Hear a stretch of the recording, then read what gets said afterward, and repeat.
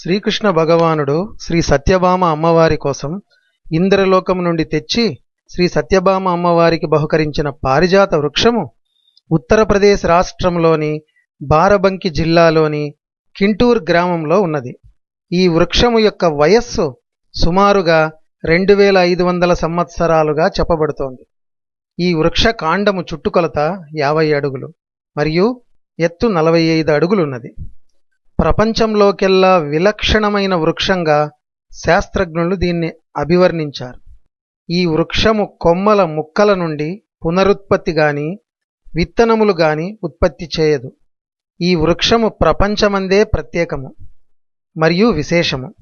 దిగువ భాగంలో ఈ చెట్టు ఆకులు చేతి 5 వేళ్లను పోలి ఉండి పై భాగాన ఆకులు 7 భాగాలుగా ఉంటాయి.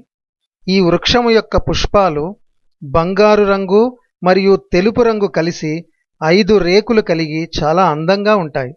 ఈ వృక్షము యొక్క మరొక గొప్పతనము దీని ఆకులు మరియు శాఖలు ఎండిపోయి రాలిపోవడం జరగదు.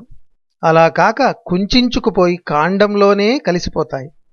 ఈ పారిజాత వృక్షము ప్రతి సంవత్సరము జూన్ జూలై నెలలలో మాత్రమే వికసిస్తుంది.